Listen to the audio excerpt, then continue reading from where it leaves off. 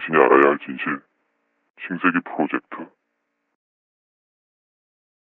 미국의 무역 제재로 인해 중국 경제는 큰 시련을 겪고 있다. 갑자기 찾아온 중국의 경제적 위기에서 중국 내부의 불만은 커져만 가는데, 불안해진 중국의 지도자 시진핑은 이런 내부의 불만을 잠재우기 위해 대만과의 분쟁을 본격화하고 있다. 최악의 경우 양안 전쟁이 발발하게 된다면 미국은 동북아의 미군 병력을 대만 주변으로 전진 배치시킬 것이고, 북한과 대립 중인 대한민국의 안보의 공백은 기정사실화된다.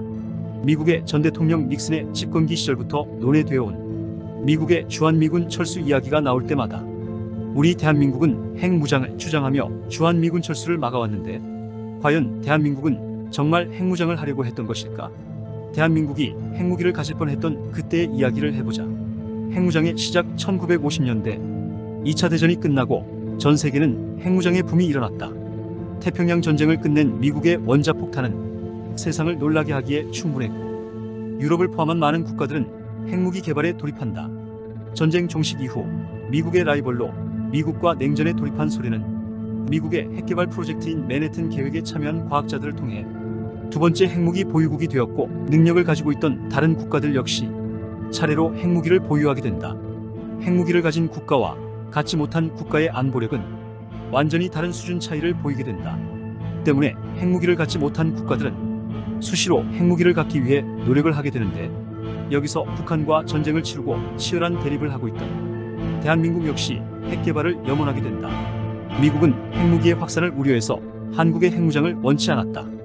대한민국의 핵무장은 주변국들로 하여금 핵 도미노 현상을 불러 일으킬 수 있었다. 미국의 경제적 지원에 의존하고 있던 대한민국은 미국의 의도에 따라 핵무기 개발에는 손을 놓고 있었지만, 1970년대가 되면서 새로운 국면을 맞게 된다.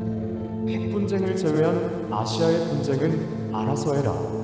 미국의 대통령 닉슨이 전 세계의 천명한 정책으로 아시아에서 생기는 분쟁은 핵 위협을 제외하고 어떠한 간섭도 하지 않을 것이며 스스로 해결하라는 선언이었다. 당시 핑퐁 외교를 통해 소련을 견제하고 중국과의 관계 개선을 위한 선언이었는데, 이로 인해 미국에게 상당 부분의 국가 안보를 의존하고 있던 대한민국으로서는 청천벽력이 아닐 수 없었다. 강대국 간의 평화를 위해 약소국의 평화는 희생될 수 있다는 소리였다. 이어서 미국은 대한민국에 주둔해 있던 미군 병력의 철수를 결정하고, 갑작스러운 안보 공백에 박정희 대통령은 소련과 중국 그리고 북한을 상대하려면 핵무기가 절실히 필요하다고 생각했다. 박정희 대통령의 핵개발, 박정희의 대한민국 정부는 핵을 보유하고 있던 프랑스와 비밀리에 접촉한다. 당시 프랑스는 미국이 주도하던 북대서양 조약기구 나토의 회원국이었지만 미국과의 마찰을 겪는 중이었고, 미국의 핵 확산 방지에 시큰둥한 입장을 가지고 있었다. 프랑스와 비밀리에 협력한 대한민국은 핵개발에 필요한 재처리 시설과 각종 장비 등을 들여왔고, 핵무기 개발에 필요한 플루토늄 제조 능력을 얻게 된다. 당장 핵무기 보유국에 들어설 수 있는 문턱 앞에 온 것이다. 그러던 와중 1974년에 3세계 국가 인도에서 뜬금없이 핵실험에 성공했다는 소식이 들려온다. 미국을 포함한 전 세계 국가들은 큰 충격을 받았고 위기감을 갖게 된다. 핵 확산을 막아야 한다는 국제적 여론이 생겨버린 것이다. 부랴부랴 핵무기와 관련된 물자들이 이동 행적 등을 파악하던 미국은 대한민국의 핵개발 시도를 알게 되었다. 주한미 대사관은 본국으로 대한민국의 핵개발 계획에 대해 급보를 보냈고, 미국은 크게 당황하게 된다. 동북아에서 핵 확산을 막고자 했던 미국은 대한민국의 핵개발은 아주 위험한 일이라 판단했다. 베트남전을 통해 미국의 국제적 신뢰는 바닥을 치고 있었고, 대한민국이 핵무장을 한다면 미국에게 의존하던 다른 국가들도 핵무장을 통해 미국의 영향에서 벗어나려 할 것이었다. 이는 동북아를 넘어 전 세계에서의 미국의 이권에 빨간불이 켜지는 일이었다. 미국은 그렇기에 대한민국의 핵개발은 저지하면서 대한민국이 미국의 영향권에서 이탈하는 일은 막고자 했다. 박정희 대통령은 당시 미국 언론과의 인터뷰에서 우리는 핵무장 능력을 보유하고 있지만 계획에 착수하지는 않을 것이다 라고 말하며 미국이 대한민국에서 철수한다면 곧바로 핵무장을 할 수밖에 없다고 말하였다. 미국은 대한민국의 대사들을 파견하며 대한민국의 핵개발을 반대하는 의견을 보내고, 동시에 프랑스에게도 대한민국의 핵개발 지원을 하지 말라고 압력을 주었다. 하지만 프랑스는 대한민국의 의지에 달린 일이고 대한민국이 포기하지 않는다면 우리는 계속 지원할 것이다 했다. 상황이 다급해진 미국은 노골적으로 대한민국에게 프랑스의 재처리 시설 계약을 파기할 것을 요구했는데 당시 주미대사였던 한병춘 대사는 국가적 신의에 관한 문제이므로 취소할 수 없다고 거절하게 된다.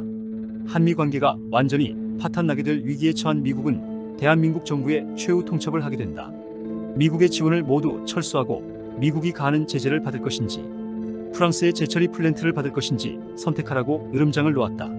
결국 대한민국은 미국의 압박에 프랑스와의 계약을 취소하게 되고 대한민국의 핵개발 프로젝트는 그렇게 무산되는가 싶었다. 상황이 잠잠해지자 박정희 대통령은 핵개발팀을 해산시키지 않고 한국핵연료개발공사를 만들어 흡수시키며 발전용 핵연료봉을 제조하라고 지시를 내린다. 1978년에는 프랑스와 다시 접촉하여 재처리 시설에 관한 협의를 다시 하게 되고 미국은 프랑스와의談판을 통해 대한민국의 핵개발 지원을 막게 된다. 하지만 미국의 방해에도 대한민국의 핵개발 프로젝트는 계속 진행되었고 공보비서관을 지낸 선우련은 박정희 대통령이 81년이면 핵개발을 완료한다는 말을 하면서 김일성이 감히 남침할 엄두를 내지 못할 것이다. 1981년 국군의 날 행사에 대한민국이 개발에 성공한 핵무기를 전 세계에 공개한 후 대통령직을 사임할 것이라는 이야기를 덧붙였다고 한다. 당시 보안사령관이던 강창성도 박정희의 핵무기 개발 완료가 사실임을 증언하였다. 대한민국이 그토록 노력하던 핵무기 보유가 기정사실화되는 대목이었다. 하지만 1979년 10월 26일 당시 중앙정보부장이던 김재규의 총탄에 박정희 대통령이 암살당하면서 상황은 급변하게 된다.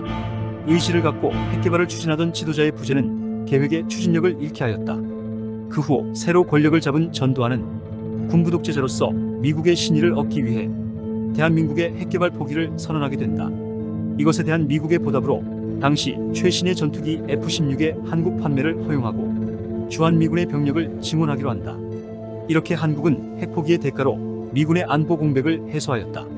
결국 핵보유는 실패하였어도 자국의 안보를 지키는 데는 성공한 결과가 되었다.